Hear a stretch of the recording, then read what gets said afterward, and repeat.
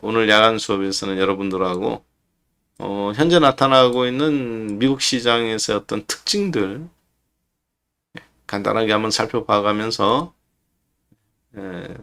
이 시장이 앞으로 어떻게 진행될 건지, 그리고 어제 이제 테슬라가 3% 빠졌는데 그것이 우리나라 시장에도 앞으로 영향을 어느 정도 미칠 건지 저희가 한번 가늠해보는 그러한 시간으로 삼도록 하겠습니다. 네. 자, 먼저 결론부터 말씀을 드려본다면 이제 이런 형태라고도 볼 수 있겠죠.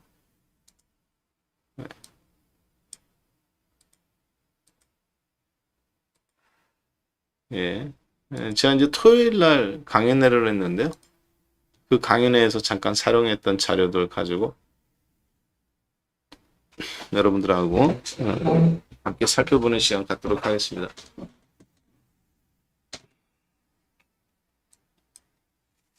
자, 이거는 이제 하나의 경기 사이클이에요. 이제 여러 가지 파동 이론 중, 경기 사이클 이론 중에서 이게 이제 키친 파동 이론을 가지고 경기 사이클을 분석한 건데요. 뭐 주글라프 파동, 무슨 파동, 여러 가지 경제 이론 파동들이 있습니다. 경제는 왜 이렇게 내려갔다가 올라갔다가 순환하는가? 근데 그 가운데 이거 하나 소위 얘기하는 키친 파동에 대해서 가지고 시장을 분석한 거예요. 뭐 별건 아닙니다. 자, 그런데 보시면은 이제 주식 시장도 이렇게 올라갈 때가 있고 다 올라가면 이렇게 내려갈 때가 있는데 지금 시장이 어느 단계냐는 거죠. 2단계냐 아니면 여기 되돌림 장의 단계냐 요건데 2단계라고 생각하면 앞으로 이제 실적 장세도 오고 재상승도 와가면서 종합도 3,300 돌파도 나오고 미국처럼 애플도 신고가 나오고 엔비디아도 신고가 나오고 테슬라도 신고가 근처까지 가고 유럽도 독일처럼 신고가 나오고 그게 이제 이런 장세라고 봐야 되겠죠. 자, 그런데 우리나라는 지금 전 세계적으로는 3,300으로다 대세 상승 찍고 이제 금리 인하기였죠. 그때 이제 금리 인상기에는 유동성이 축소하니까 그래서 주식이 하락장에 진입하고 하락장에 진입했다가 금리 인상 속도가 둔화되니까 리바운딩이 나오고 지금처럼 그랬다가 이제 앞으로 반도체도 실적이 줄어들고 그리고 또 유동성도 다시 금리를 올린다거나 그랬을 때 유동성도 축소되고 그래서 주식이 실적, 삼성전자 실적이 안 좋은데 삼성전자 실적이 안 좋은데 주가는 거꾸로 올라왔죠. 하이닉스도 마찬가지로. 그걸 뭐라고 그러냐면 저희가 유동성 장세라고 말합니다. 즉 삼성전자 실적 때문에 올라오는 것이 아니라 금리를 올리다가 멈추니까 그 기대감으로 반등이 나오는 거죠. 문제는 그러다가 금리가 내리지 않고 다시 올린다거나 그랬을 때 삼성전자 실적도 떨어지고 주식도 같이 떨어지는 이거를 저희가 실적이 주식을 따라간다. 근데 그것이 반대로 움직인다. 반대로 움직인다는 게 이제 떨어지는 쪽으로 작동된다, 주가가.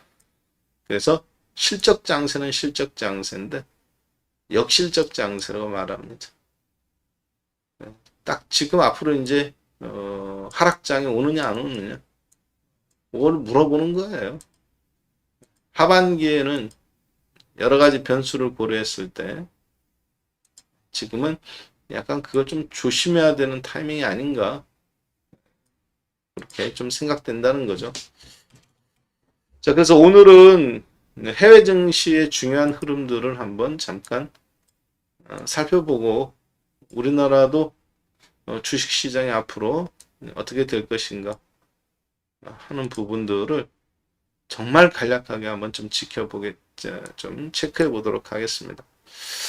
자, 이게 우리나라 국내 종합주가 지수입니다. 21선에 일단 진입을 한 지 3일째가 됐네요. 그리고 외국인들 주식시장에서 조금 소극적 매도죠. 매도 1000억 2000억씩 매일같이 파는 거예요. 사기만 하다가 최근 들어서 이제 1일 기준으로 팔기 시작한 거. 그리고 이거는 이제 국내 개인 기관 투자자들 매도가 본격적으로 좀 개인 투자자분들은 최근에 좀 사기 시작했습니다. 3천억, 5천억. 최근에 5천억씩 샀네 이렇게 이틀간. 그렇죠? 5천억, 5천억. 주가가 떨어지니까 개인 투자자들이 이제 사기 시작한다는 얘기는 이번 주 우리나라 종합주가지수는 2550포인트에서 60일선이 있는 2530포인트 월요일 날에서 화요일 날 전후로 한번 테스트를 받을 가능성이 어느 정도 좀 있다. 이렇게 좀 생각이 됩니다. 왜 그런지 한번 잠깐 볼까요? 제 방송을 많이 보신 분들은 이미 2주 전, 3주 전부터 2650포인트에서부터 많이 좀 준비를 하셨어요, 사실. 그래서 바이오주는 이때 사실 다 정리를 했고요. 그리고 LG전자, 뭐 삼성 하이닉스, 삼성전자 3분의 1 절반 다 대부분 정리하는 상태에서 이번 하락장이 왔을 때 저는 이제 내일이죠.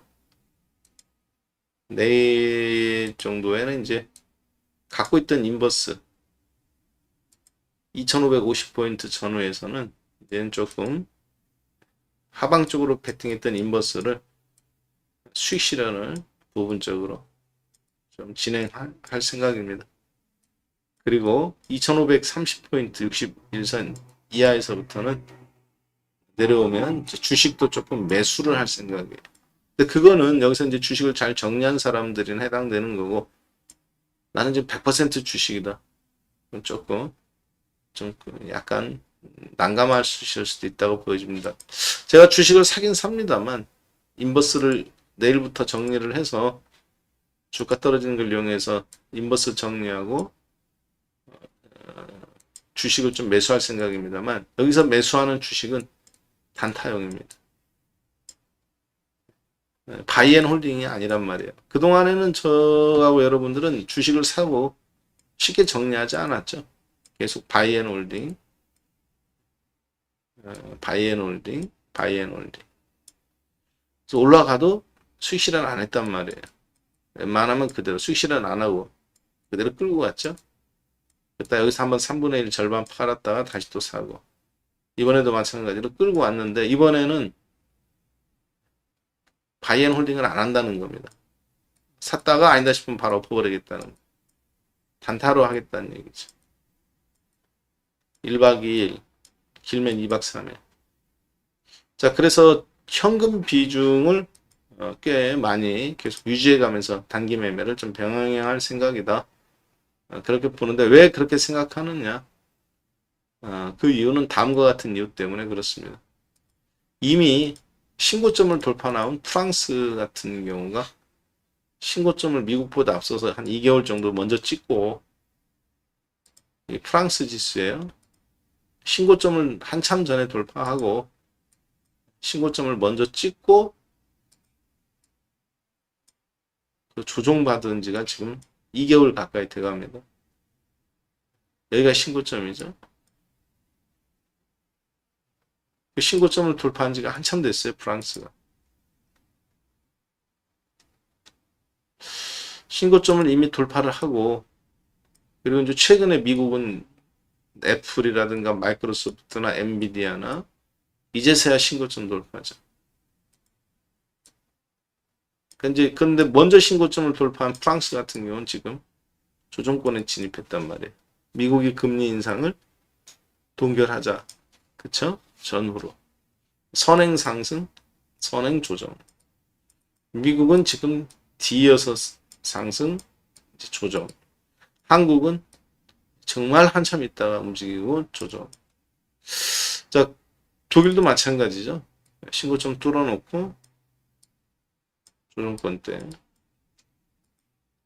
미국도 미리 움직인 종목군들은 이미 다 조종에 진입을 했습니다. 특히 애플을 제외하고는, 애플은 여기가 신고점이죠. 182달러. 신고점 뚫어놓고 지금 약간 멈칫하고 있죠. 그나마 상태가 가장 좋아요. 역사적 신고점. 2년 전에 182달러를 뚫었죠. 드디어. 자, 그리고 나서 이제 지금 여기서 멈췄는데, 문제는 이제 월요일 날 당장 우리나라 같은 경우는 이게 조금 저는 문제라고 봐요. 어떤 거냐면 테슬라가 3%가 좀 빠졌습니다. 테슬라가 빠졌다는 얘기는 국내 2차 전지 업종한테 약간은 좀 부정적인 입장을 줄 수밖에 없거든요. 전날 마이너스 4%에서 플러스 2%로 6%가 움직였던 테슬라입니다. 그 테슬라가 절반 정도 상승폭을 토해낸 거죠. 그리고 테슬라도 테슬라입니다만 엔비디아도 마찬가지로 1.2% 정도 전날 하락을 했어요. 차 실험 물량이에요. 사실 미국은 전부 다. 예.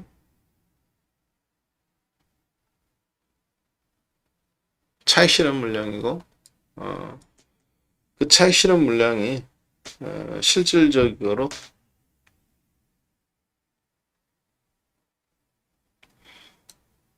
시장에 좀 부정적인 영향을 어제 미국 시장에서 미쳤다. 문제는 그 차익 실험 물량이 한국에 가장 큰 영향을 미치는 전기 자동차인 테슬라, 그리고 그 테슬라 주변에 있는 루시드 모터스. 지금 루시드 모터스 가격이 꽤 흐름이 좋지가 않네요. 그쵸?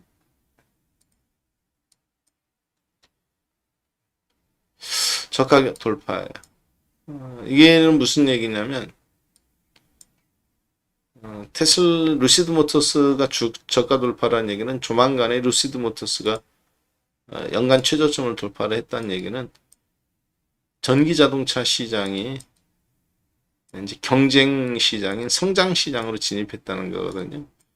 초기 도입기 시장, 마진율도 뭐 20% 40%씩 남고 너도 나도 하고 싶은 시장에서 이제 성장 시장, 너도 뛰어들고 나도 뛰어들고 다 뛰어들어서 이미 마진율은 이제 좀 줄어들고, 그리고 경쟁이 심화돼 가면서 루시드 모터스처럼 연간 저점을 돌파 나오는 종목들이 발생하고, 그리고 회사를 운영을 해봐야 갈수록 손해만 나는 구조이기 때문에 회사를 이제 청산, 회사가 없어진다거나 혹은 새 주인을 만나야 된다거나 혹은 대규모 감자를 해야 된다거나 혹은 유상증자를 하지 않았을 때 유보율을 다 까먹기 때문에 유지하기가 힘든 경우에 나타나는 현상이라고 보여집니다. 자, 나는 잘 루시드 모터스 저가 깨진 거 확인했다. 7788 한번 눌러주세요. 예. 나는 루시드 모터스가 신저점을 깬 거를 확인했다. 루시드 모터스는 테슬라 다음으로 미국에 전기 자동차 공장을 설립한 회사입니다. 즉 제조업체 중에서는 두 번째로 순수 전기차만 만드는 미국에 설립된 회사라는 얘기죠. 예, 그 회사가 적이 됐다, 이렇게 볼 수 있겠어요. 자, 이 테슬라 주가의 하락이 결국에는 시장의 상당 부분 나스닥 지수를 끌어내린 역할도 했습니다만, 두 번째로는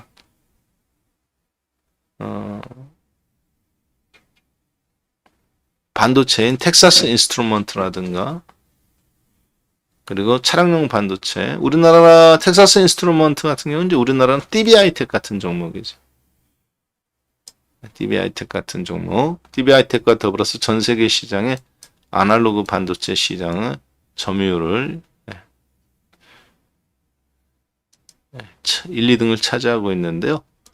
차량용 반도체인 NXP 세미컨덕터도 3%대 빠졌네요. 그리고 잘 아시는 ASLM 홀딩스도 마찬가지로 3%대 하락해가면서 반도체 장비 수요에 대한 둔화를 좀 암시하는 대목이 아닌가. 그리고 브로드컴 신고점 뚫어놓고 엔비디아보다 먼저 신고점을 뚫었었죠. 역사적 신고점. 네.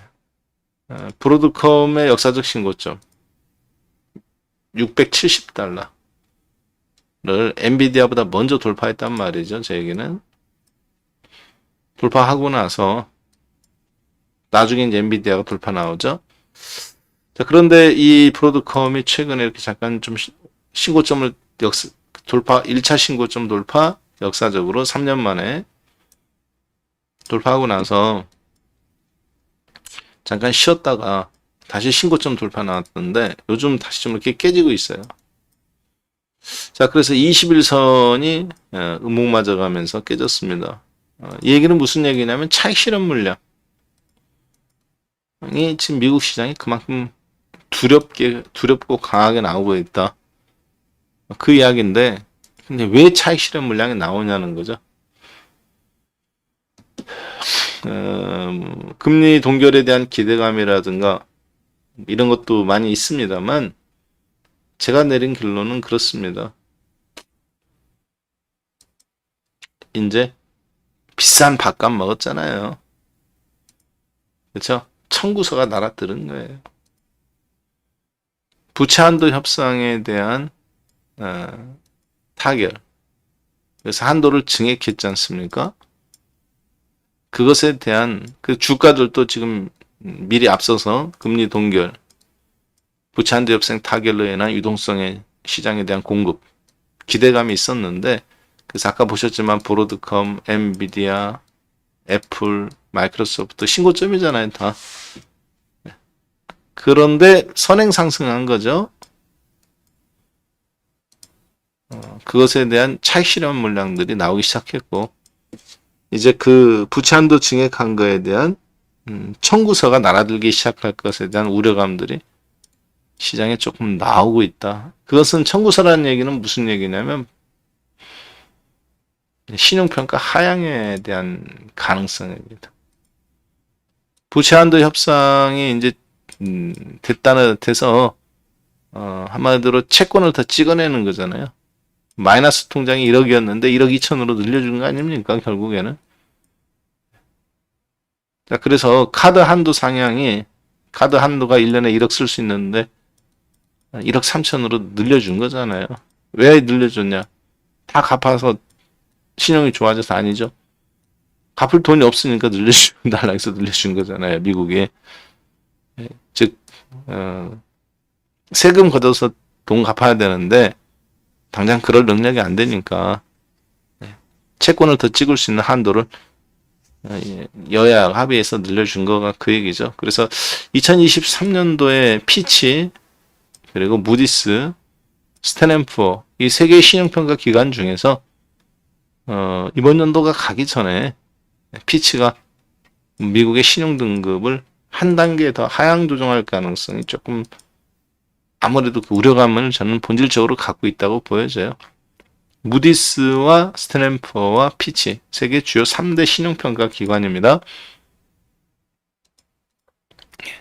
여기서 이제 각 나라별로 신용평가를 정하면 그것에 맞춰서 각 나라별로 채권 이자율이 정해지는 거죠, 거의.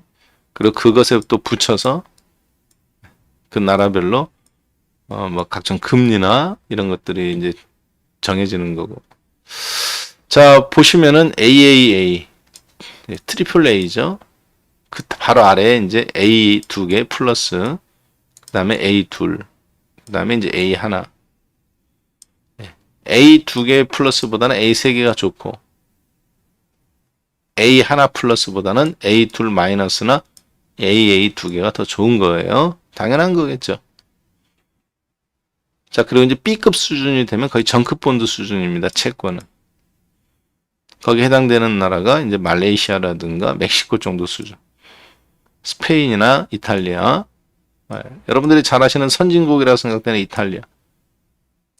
국제시장에서는 태국이나 말레이시아보다도 더 저평가되어 있죠. 왜 그러냐면 부채가 너무 많아요. 그래서 그렇습니다. 자, 사우디 같은 경우는 돈이 넘쳐나는데도 불구하고 왜 채권이 수준이 이거밖에 안 되느냐? 이제 스탠푸어 입장에서 봤을 때는 기름금 말고는 의지할 것이 없으니까 그렇게 좀 평가를 하는 것 같습니다. 네. 자, 우리들 입장에서는 좀 그래서 무디스와 스탠푸어와 피치는 가장 신용 등급이 좋은 나라로 독일, 주로 이제 거의 독일과 싱가포르에 포함되어 있다고 보시면 되겠죠. 무디스, 스탠푸어, 피치 세 개 다. 자, 그리고 이제 미국 같은 경우는 무디스도 가장 신용 좋게 보고 있고요. 피치도 미국을 가장 좋게 보고 있는데 스탠푸어 신용평가 기관에서는 미국을 최고 등급이 아닌 그 아래 단계로 예전에 하향 조정했습니다. 서브프라임 이후에. 그래서 미국 신용평가가 홍콩과 같은 수준으로 스탠푸어는 보고 있어요. 자, 나는 잘 보인다. 33. 미국이라 해서 무조건 다 좋은 게 아니구나. 아시는 분이면 다 알고 있는 얘기니까. 2013년도인가에 그랬죠. 제 기억에는. 근데 이게 뭐 아무 때나 하는 게 아니라 가끔 하는 거니까. 굉장히 특이한 케이스란 말이죠. 다 알고 계시겠지만 그래도 혹시 처음 보시는 분들도 계시니까 33번 눌러주세요. 스탠푸어 입장에서는 미국의 신용평가를 이미 한번 조정을 했습니다. 트리플 A에서 이렇게. 자, 우리나라는 현재 AA 수준이에요. A 2개. 한국, 프랑스, 홍콩. 한국, 벨기에, 프랑스. 그리고 이제 피치 입장에서는 우리나라가 이제 대만이나 벨기에 수준으로 A, AA인데 이제 마이너스 수준 정도. 일본보다 우리나라가 신용평가는 더 좋아요. 이게 왜 그러느냐? 우리나라는 일본에 비해서 부채가 적은 나라이기 때문에 그렇습니다. 근데 여기는 이제 함정이 있습니다. 사실은 우리나라도 일본이 한 단계 아마 떨어질 수 있는데 이 신용평가에는 어떻게 한국이 일본보다 신용평가가 더 좋으냐 이렇게 얘기하시는 분들이 있어요. 그것도 일본은 A 하나인데 우리나라는 AA잖아요. 2등급이 더 좋아요. AA 마이너스가 중간에 있기 때문에. 자, 그런데 왜 이런 현상이 나오냐면 약간은 여기는 좀 함정은 있습니다.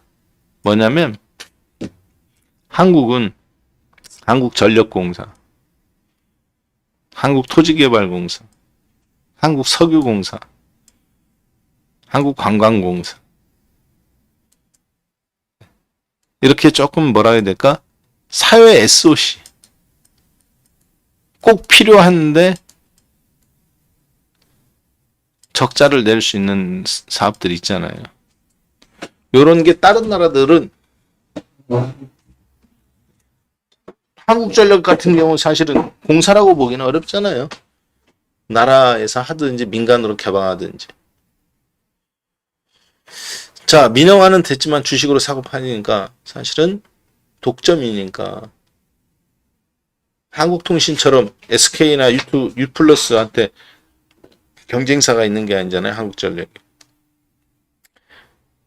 전력 인프라를 사실 국가가 독점해서 운영하는 형태이기 때문에 근데 적자 규모가 160조예요. 한 나라의 신용평가를 평가할 때 한국전력이 집어넣느냐 안 집어넣습니다. 토지개발공사 집어넣느냐 안 집어넣습니다. 가스공사, 관광공사, 철도공사 우리나라는 집어넣느냐 안 집어넣죠. 왜? 민간으로 되어 있기 때문에. 서류상으로는. 실제는 관공서적 성향이니까 집어넣어야 되는데 그래서 우리나라는 신용평가가 약간 좀 좋게 나옵니다. 한 등급 정도. 그 만약에 공사가 갖고 있는 국자 재정 규모를 다 나라 채권으로 집어두면, 근데 만약에 한국전력 채권을 못 갚아줬다. 부도난다. 민간 기업에 부도난 거 아니죠? 그래서 만약에 그것을 다 집어넣으면 한국은 신용평가가 레고랜드 사태처럼 한 단계나 두 단계 떨어질 수도 있다. 여기에는 그런 함정이 있다. 그 정도만 이해하시면 되겠어요. 자, 그래서 우리나라 신용평가는 상당히 좋은 편입니다. 앞으로 그래서 만약에 이번 연도 안에 피치 같은 경우 미국의 신용평가를 하향 조정할 수도 있는, 그리고 이제 미국은 여러모로 봤을 때 신용평가가 한 단계 하향 조정받아도 나쁘지 않다고 생각하는 것 같습니다. 왜냐하면 인플레이션 때려잡고 그리고 실업률도 늘어나고 그렇게 함으로써 약간은 뭐라고 해야 될까? 물가 상승 압박감과 이런 데서부터 소개의 FOMC가 원하는 대로 달성할 수 있다. 이런 생각도 하고 있는 것 같아요.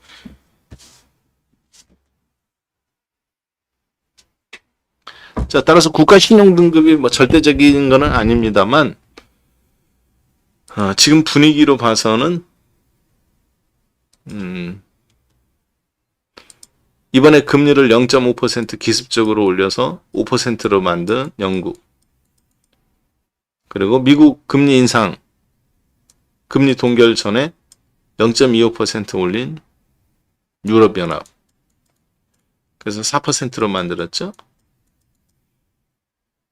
그리고 캐나다나 호주도 금리를 올려서 했는데, 결국에는 앞으로 이제 이 금리 논쟁이 어느 정도 마무리가 돼가는 연말이나 연초에는 영국이라든가 혹은 이탈리아라든가, 그리고 앞으로 이제 일본이 가장 큰 문제죠. 요 나라들이 선진국 중에서 결국에는 금리 인상 압박감을 견디지 못하고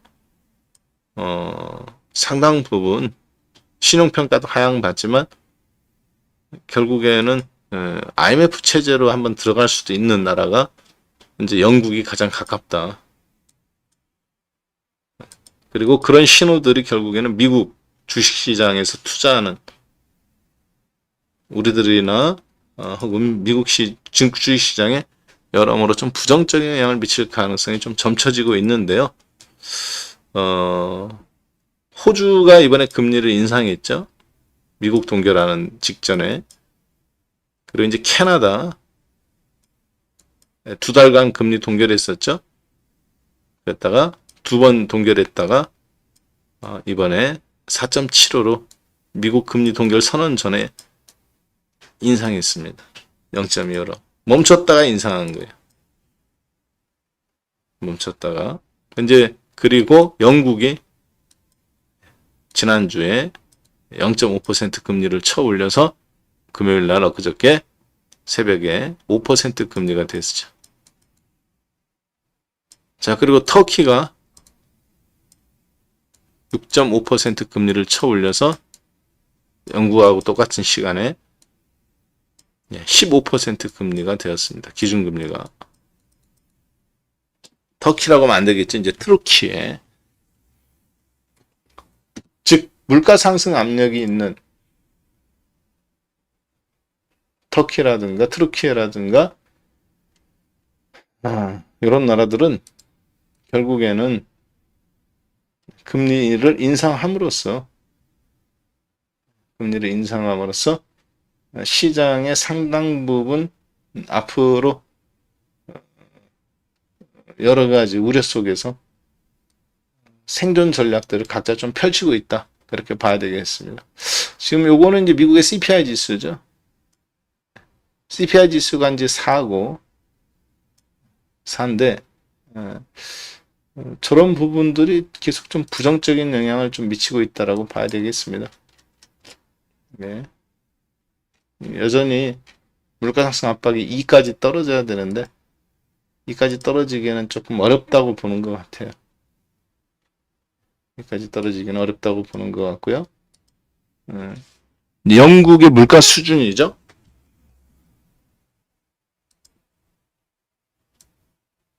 2023년도 현재 평균 물가가 6.9예요. CPI는 지금 뭐 거의 9 전으로 왔다 갔다 하고 있고, 얼마 전까지 10까지 나왔고요. 근데 터키 같은 경우, 투르키에는 물가 상승률이 지금 40%, 실질적인 거는 80%입니다. 실제 80%가 넘는데, 이건 통계니까. 그 사이에 또 올랐죠, 또. 그래서 이번에 6.5% 금리를 올렸고, 영국은 0.5 올려서 5까지.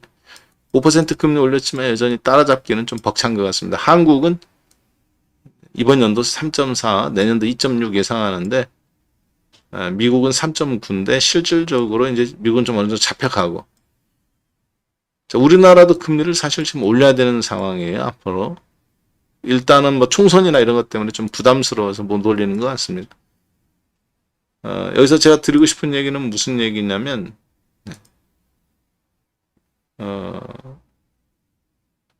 금리 동결에 대한 선행으로 먼저 올랐던 이런 테슬라라든가 애플이라든가 신고점 나온 종목이죠. 마이크로소프트라든가 이런 종목분들이 약간씩 선행 상승을 먼저 해서 금리 동결에 대한 가능성, 그리고 선행 지금 차익실현 물량들이 좀 나오고 있는 형국이다. 자, 그리고 어제 테슬라의 움직임이나 이런 걸로 봤을 때는, 그리고 엔비디아의 움직임이나 반도체 대형 종목을 봤을 때는, 월요일 날 우리나라 종합주가지수 삼성전자나 하이닉스나 그리고 2차전지 테슬라와 리비안 오토모티브 그리고 루시드 모터스 이런 걸 고려해 본다면 국내 종합주가지수도 월요일 날은 살짝 좀 조정을 한번은 줄 걸로 보여집니다. 문제는 이제 그 하락을 이용해서 주식을 정리할 거냐 저한테 물어본다면, 저는 반대로 여기서 주식을 정리해 놨기 때문에 그 정리한 이유가 당장 대폭락이 온다 이렇게 보는 것이 아니라, 이렇게 한번 조정 주고 다시 반등이 나오고, 그래서 이때 당시에 내가 100% 주식을 갖고 있으면 여기서 이렇게 조정을 줄 때 100% 주식을 갖고 있으면 손절하게 되어 있어요. 사람이라는. 이 자리에서는 거꾸로 더 받아쳐야 되는데도 불구하고. 근데 100% 주식 있는 사람이 안 팔고 버틸 수 있느냐? 쉽지 않습니다. 두렵기 때문에. 자, 그래서 여기서 주식을 일정 부분 정리해서, 만약에 여기서 이제 이렇게 월요일날 60일선 하면 2550이나 60 깨질 걸로 보여지는데요. 60일선도 다음 주 한번 위협이 나올 걸로 보여지는데, 저 같은 경우는 월요일날이나 화요일날 주가 하락을 이용해서 오히려 떨어지는 쪽에 걸었던 인버스, 즉 떨어지는 쪽에 베팅한 인버스를 수익 실현을 부분적으로 좀 할 생각입니다. 수익 실현을 부분적으로 하고 인버스를 정리하겠다는 얘기죠. 그리고 거꾸로 주식을 여기서 매수를 하되 바이앤홀딩이 아니라 매수했다가 엎어버리고, 즉 삼성전자나 현대차 단기납법 과대로 샀다가 1%든 2%든 먹고 빠져나오고, 오버나잇을 가급적 하지 않고 히트앤런으로 치고 빠지기 스타일로, 그렇게 다음 한 주간 좀 대응해야 되지 않겠나. 그러면 여기서 이제 다음 주에 주가가 더 빠질 수도 있지 않느냐, 그렇게 물어보실 수도 있겠습니다만 2,500까지 그럴 수도 있겠죠. 그러니까 저도 히트앤런 하겠다는 거죠. 옛날에는 바이앤홀딩인데, 바이앤홀딩 팔아놨다가 파는 것만큼 바이앤홀딩 였는데, 지금은 이제 바이앤홀딩 하지 않겠다는 거죠. 사는 건 똑같이 사는데 그때는 바이앤홀딩인데, 이제는 바이앤홀딩이 아니라 바이 했다가 바로 단타로 그냥 치고 빠지기. 손절이든 현금이든 수익 실현이든. 그래서 다음 주 전략은 굉장히 간단합니다. 삼성전자가 어떻게 될 것 같냐, 하이닉스가 어떻게 될 것 같냐. 솔직히 모르겠어요. 왜? 하락 단기 낙폭 과대 속에서 반등을 노리는 사람 입장에서 본다면, 하이닉스가 5% 올라왔네? 이렇게 볼 수도 있는 거란 말이에요. 12만 원에서 11만 원 깨지고 10만 7천 원, 10만 5천 원. 그렇죠? 떨어지는 사람 입장에서 본다면 떨어진 거고, 반등을 기다리는 사람 입장에서는 반등이 나온 거고, 하이닉스가 올라갈 거라고 본 사람 입장에서는 틀린 거죠. 왜? 떨어졌다가 제자리니까. 떨어진다고 본 사람 입장에서도 틀린 거죠. 왜? 떨어졌다가 절반밖에 반등이 안 났으니까. 절반밖에 안 떨어졌으니까. 떨어진다고 보고 여기서 뒤늦게 때린 사람은 반등이니까 손실인 거고. 뒤늦게 또 여기서 매수를 미리 한 사람은 빠졌다가 올라오는 거니까 여전히 손실 상태일 거고. 한편으로는 떨어진다고 보는 사람도 많고 반등 나오는 사람도 보는 게 맞는, 단기적으로 떨어졌다가 좀 올라오는 형태. 근데 이것이 진짜 뻗어가는 거냐 아니면 더 떨어질 수도 있느냐, 이 부분은 솔직히 지금 상태로서는 알기가 어렵다. 왜냐, 금리 동결에 대한 기대감 때문에 감산 발표 나오자 뻗어갈 수 있었기 때문에 이때는 가격 매력도 있었고, 웬만큼 조정줘도 그냥 쭉쭉이죠. 이미 여기는 차익 실현 물량들이 나오기 시작했어요. 네가 나왔는지 안 나왔는지 어떻게 하냐. 안 사잖아요. 이제 팔잖아요. 매수해줬던 외국인들이에요. 매일같이 2천억, 5천억. 여기가 2천억 수준입니다. 하루에 2천억도 사고, 1천억도 사고, 500억도 사고, 3천억도 사고, 4천억도 샀던 외국인들이 8만 원에서부터 11만 원까지는 이제 안 사요. 거꾸로 살짝 때리고 있죠. 기관들도 안 삽니다. 샀다가 안 사죠. 외국 개인 투자자들만 팔았다가 요즘 사고 있어요. 이렇게 하이닉스를. 월요일날 한번 하이닉스가 얼마큼 조정을 주느냐. 미국도 반도체들이 힘을 못 썼잖아요. 떨어진 건 다 반도체예요. 보니까 상위 종목들. 거기다 이제 테슬라와 리비안 오토모티브까지, 루시드 모터스 이런 것까지 합류하니까 국내 2차 전지와 요거에 약간은 부정적인 영향을 미칠 것 같습니다. 자, 저희들 입장에서는 어떻게 하는 게 좋을 것 같냐. 다음 한 주가 사실은 하락으로 가는 전초전일 수도 있고, 그리고 그냥 단순히 차익 실현 물량에 반등이 나오는 타이밍일 수도 있다고 보여지는데, 저는 한번 빠졌다가 반등은 나올 거라고 봅니다. 그래서 그 낙폭과대 타이밍을 대형주 내에서 노려가면서 매매를 하는 게 현재로서는 가장 적합한 수준이 되지 않겠나, 그렇게 좀 판단이 돼요. 그리고 그것을 잘 이용하는 것이 다음 한 주에는 여러분들의 시장 대비 남아있는 수익률들을 잘 노릴 수 있는 그런 좋은 현상이 될 거라고 보여집니다. 앞으로 시장이 쉽지는 않, 여러 번 경고는 했습니다만 대비는 했는데, 제 방송 박한샘의 야간 수업을 보신 분들은 이미 상당 부분 다 하이닉스는 3분의 2 이상, 삼성전자는 3분의 1에서 절반, 기아차, 현대차는 이미 싹 정리, 셀트리온도 다 수익 실현, 웬만한 종목들은 이번에 반등 나올 때 먼저 수익 실현하고 그 다음 생각해보자. 다시 매집할지. 왜냐 이번에 못 팔면 어려워질 수도 있다고 했잖아요. 미국 시장이 많이 빠진 건 아니에요. 그렇지만 테슬라와 반도체 중심으로 빠졌다는 것이 주도주, 신고점을 뚫고 나왔던 먼저 오르는 종목들이 우리나라의 월요일날 시장에 저 두 종목들 모습, 엔비디아와 테슬라, 전기차와 반도체. 이 부분이 국내 시장에는 생각보다 지수 하방 압력을 더 세게 나올 수도 있다. 근데 2550포인트 아래인데 추격 매도하기는 또 그렇지 않아요.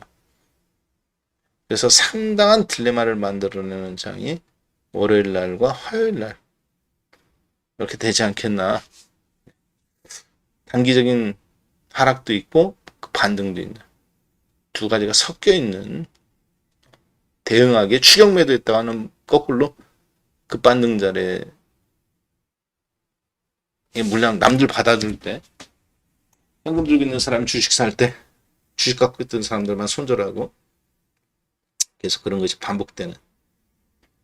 그래서 다음 주에는 월요일 날 저는 치고 빠지기 스타일, 그것이 정답이다 이렇게 좀 생각하고 있습니다. 실제 그런 매매들 좀 하려고 하고 있고요. 그래서 오늘은 주가가 빠지나 올라가나 이건 이미 늦었죠. 여기서는 이제 어떻게 대응하느냐, 예측장이 아니라 이제 대응장이에요. 그래서 여러분들한테도 2550포인트 아래에서는, 전후에서는 조금 한 템포 늦었다. 오히려 여러분들이 손절할 때 저 같은 사람은 여기서 인버스 정리해가면서 수익 실현할 생각한다. 그렇게 좀 말씀드리겠습니다. 그 얘기는 심리적인 매매라는 거죠. 단기적으로. 그렇다고 해서 뭐 제가 아래로 더 떨어질 걸 부정하는 건 아닙니다. 올라갈 수도 있고 떨어질 수 있는데, 그거는 지금은 어찌됐든 간에 여기서 인버스 잡은 거는 여기서 수익 실현 생각한다. 그리고 다시 보겠다. 당장 와장창창 다 무너지는 단계까지는 아닌 것 같다. 왜냐, 미국도 아직 연말까지는 금리를 한 번 더 동결 가능성 있기 때문에 그렇습니다. 자, 그리고 제가 여러분들한테 말씀드렸던 것 중에서 한 가지 수정해야 될 게 있어요. 어떤 거냐면, 그동안 매일 보여줬던 그래프 표인데요. 미국의 FOMC 회의 일정입니다. 여기에 보면 이번 연도 회의 일정이 총 7번으로 나와요. 저 같은 경우는 매년 12월 달 마지막 FOMC 일정이 끝나면 그 다음 연도 FOMC 일정 발표로 캡처를 해서 이렇게 여러분들한테 그걸 가지고 사용하고 있는데요. 지난번에도 말씀드렸다시피 FOMC 회의가 8번인데 상반기 4번은 끝났다. 앞으로 7월 26일, 9월 20일, 11월 1일, 그리고 이상하게 이번에는 12월에 FOMC가 없다. 그래서 7번인데 뭐 그렇게 뭐 저도 당연히 그렇게 말씀을 드렸죠. 자, 그런데 어제 어떤 분께서 저한테 얘기를 해주셨어요. 12월 13일 날 있는데 어떻게 왜 없다고 하느냐, 한번 확인해 봐라. 그래서 제가 FOMC 홈페이지 한번 들어가서, 뭐 어려운 게 아니잖아요.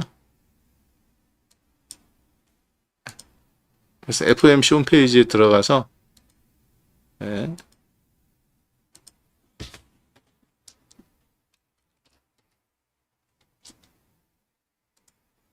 뭐 확인 한번 해봤습니다. FOMC 홈페이지 들어가면 일정이 있거든요.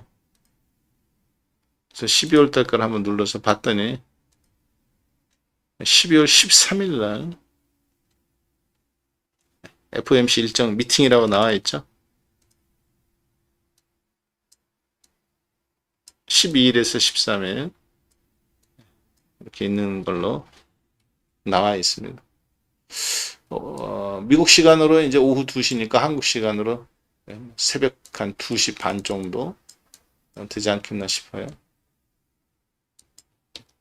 그래서 그 부분 좀 여기 12월 13일로 좀 조정해 주세요. 하나 더 집어넣어 주세요. 그렇게 해서 그 부분 그동안 방송할 때마다 써먹었는데, 뭐 이제 12월 달에 6개월 남았으니까 연초에는 여기까지만 알아도 되잖아요. 이제는 6월이니까 앞으로 6개월 뒤까지, 내년도 거까지 이제 계획을 해야 되니까 여기 12월 13일 수정하도록 하겠습니다. 아셨죠? 그동안 제 방송 따라서 12월달에 없다고 하셨던 분들이 마치 자기가 뭐 한 것처럼 자기도 그렇게 그대로 이거 제 거 카피해갖고 방송하신 분들 많이 있으실 것 같은데, 예, 그분들 난감해지실 것 같아요. 야, 박한쌤이 12월달에 13일에 있다. 왜냐면 그분들은 자기들 스스로 뭐를 구해서 할 생각을 안 하셨던 분들이니까, 그분들은 그러면, 야, 그동안 12월 달에 FOMC 없다겠다, 이제 있다고 하시는 분들은 다 제 거 카피해서 방송하셨던 분들일 것 같은데, 해외 증시는. 그렇죠. 자, 이렇게 해서 오늘, 야간 수업은 이렇게 좀 마무리 짓도록 하겠습니다. 단기 대응 자신 없으면 좀 관망하셔도 저는 괜찮다고 생각합니다. 자, 그런데 삼성전자, 하이닉스, 2차전지, 그리고 뭐 LG전자, 현대차, 기아차 이런 종목들, 대형 종목들이 단타하게도 좋으실 거예요. 지금까지 살아남으셔가면서 또 제 방송 따라 사셨으면 대응을 안 하는 것보다는, 예를 들어서 저 같은 경우는 50%씩 뭐 25%씩 두 종목에 나눠서 대응하겠다. 단타 치고 빠지겠다. 기아차나 이런 것들 그렇게 생각하고 있는데, 나는 자신이 없다. 돈 떨어질 때 무서우실 겁니다. 왜냐면 남들 다 판다고 막 손절하고 하는데 혼자 사야 되니까 무섭단 말이에요. 시장을 역행하는 거니. 자, 그러면 지금 내가 1,000만 원씩 갖고 매매했다. 1억씩 갖고 매매했다. 그러면 지금은 300만 원. 1,000만 원 갖고 있으면 이제 200만 원, 100만 원만 줄여서 대응하는 거예요. 왜 해야 되느냐, 그걸. 그래야 감을 익혀. 자, 먼 발치에서 파도, 바닷가에서 파도 들어왔다 나왔다 할 때 파도 보고 봐가면서, 야, 파도 이쁘네. 찰싹찰싹거려. 이쁘죠? 근데 그 물 속에 들어가고 파도 타기 하는 사람, 수영하는 사람 입장에서는 그 파도는 이쁘지가 않습니다. 파도 타기 하는 사람한테는 좋지만 힘이, 내 몸을 밀어버릴 정도로 힘이 세죠. 그 물 속에서 수영하는 사람은 엄청난 힘들어요. 파도가 얼굴도 때리고 막 귀도 물 들어오고. 어부도 마찬가지입니다. 그물 끌어올리려고 하는데 파도가 찰싹 때리면 휘청휘청하고 힘이 있단 말이에요. 엄청난 힘을 갖고 있죠, 파도가. 자, 보는 거하고 느끼는 거하고는 다르다는 얘기죠, 제 얘기. 자신이 없어서도 한 발 물러나겠다. 잘하시는 겁니다. 아예 물러나지 말고 차라리 10주든 한 주든 매매를 하라는 얘기예요. 평상시 100주, 1000주 갖고 있으면 이번 자신 없어. 그러면 10주든 20주든 사고 팔고 하셔야 됩니다. 그래야 그 감이 익혀져요. 그래야 그 다음에 200주, 300주도 또 하는 거거든요. 아셨죠? 자신 없으면 쉬는 거 잘하시는 겁니다. 근데 아예 손을 놓지 말아라. 10주든 한 주든 감을 익혀라. 그렇게 하셔야 돼. 그래야 나중에 여기서 내가 이제 1000주 사야 되는데 사실 사면 안 될 자리인데 사는 경우가 있어요. 감이 떨어져서. 이거 저도 왜 오늘 방송하는 줄 아세요? 야, 왜 일요일 밤에 방송하지, 쟤는? 왜 하겠습니까? 월요일날 아침에 해도 되는데 왜 지금 하느냐? 월요일날 아침에 하면 감이 떨어져요. 금요일날 밤에 쉬었죠? 토요일날 밤에 쉬었죠? 일요일날 밤에 쉬고. 월요일날 아침에 방송한다. 그것도 부랴부랴. 늦어요. 아닌 것 같지만은 면도날처럼 날이 바짝 서 있어야 돼요. 근데 이미 금요일날 밤에 쉬었지, 토요일날 쉬었지. 이제 칼 빼가지고 월요일날 아침에 칼 휘둘러야 되는데 그때 휘둘른다. 늦어. 마음이 급해져요. 일요일날 오후부터 최소한 자료를 준비하고 특이사항이 있었나, 내가 뭐 놓친 거 없는가. 딱 세팅 시켜놓고 월요일날 이렇게 싸워야 되겠다. 이미지 트레이딩을 하는 겁니다. 테슬라가 빠지고 3% 빠지고 엔비디아도 1.9% 빠지고 반도체와 자동차가 빠졌는데 주력 종목은 3% 2% 빠졌지만 주변에 있는 종목은 4% 5%씩 다 날랐다. 더 많이 빠졌구나. 리비안 오토모티브나 브로드컴 이런 종목을 보니까 AMD. 자, 그러면 나는 월요일날 예상보다 우리나라 종합주가 지수가 좀 더 많이 밀릴 수 있다고 보는 겁니다. 그걸 어떻게 활용할 건가? 근데 반대로 또 우리나라는 올라오면 어떻게 할 건가? 여러 가지 준비를 해가면서 제 나름대로 여러 가지 이미지 트레이딩 싸움을 해보는 거예요. 그리고 그 내가 준비가 되면 됐다고 생각했을 때 정도. 그러면 이제 근데 이렇게 방송을 해가면서 사실 여러분들을 위한 방송이라고 여러분들은 그렇게 보실 수 있어요. 그렇지만 저는 매주 이렇게 일요일을 하는 이유가 화요일날 시장이 열리면 제가 월요일날 밤에 하루 전날 하죠, 항상. 왜냐하면 제 자신을 위해서 그렇게 하는 겁니다. 먼저 나를 준비한 칼을 갈아주는 거예요. 녹슬지 않게. 그렇지 않으면 금방 녹슬어 버립니다. 이 주식도 순간에 부딪혀야 되는 때가 있고 사가지고 쭉 갖고 가야 될 때가 있고 팔고 안 사고 계속 지켜봐야 될 때가 있는데 요즘 장은 굉장히 난타전이에요. 난타전이에요. 짧고 치게 빠지다가 또 쭉 올라갔다가 또 밀려버리고 올라가는 종목이 있고 아예 쉬어가는 종목들이 널려있고 그렇기 때문에 날이 바짝 서 있지 않으면 아마 이번 장에서 개인 투자자들이 굉장한 피해가 있을 겁니다. 야, 종합주가 지수는 2550인데 나는 2200부터 샀는데 왜 손실이지? 이렇게 생각하는 분들이 있을 거예요. 분명히 나는 2200, 2300에서부터 주식을 했는데 2600 왔는데 왜 손실일까? 그게 왜 그러느냐? 추격 매수, 추격 매도. 올라갈 때 더 올라갈 때 사고 2650, 2600에. 참다 사버리는 거겠죠?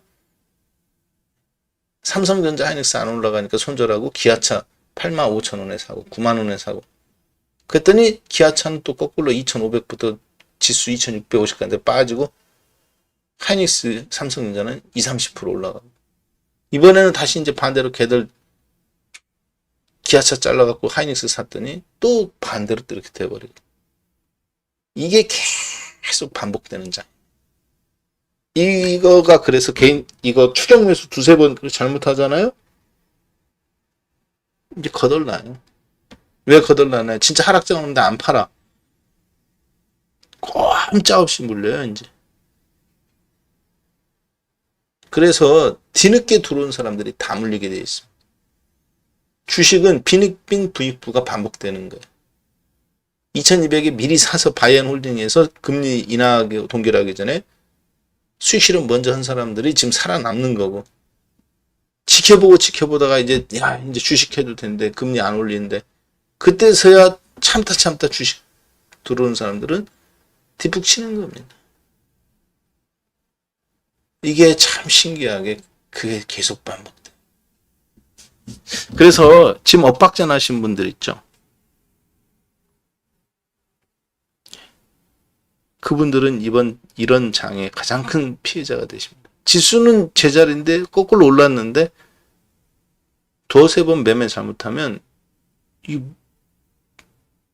추격 매도 하다 보니까 끝장이에요. 자, 그거는 여러분들이 좀 죄송한데 수업료는 굉장히 비싼 수업료. 근데 별로 남는 것도 없어. 상승장이나 대세 하락장에서 뭐 그런 거라면 수업료를 치렀는 값어치라도 있지. 지금 박스장은 그런 값어치가 없는 장이에요. 왜 당하는지도 모르고 죽는 장이거든요. 아마 앞으로 엄청난 피해들이 많이 양상될 겁니다. 이게 한두 번에 끝날 장이 아니에요. 자, 이렇게 해서 오늘 그럼 방송 마무리할까요? 네. 남은 주말 연휴 남은 시간이지만 즐겁게 보내시고 다음 주 월요일 날 내일부터인데 네. 행복한 투자 그리고 여러분 꿈이 현실로 되는 즐거운 투자를 누리시길 바라겠습니다. 네, 감사합니다. 마무리할게요. 네, 고맙습니다. 네, 7788로 인사를 대신하겠습니다. 네, 감사합니다. 네.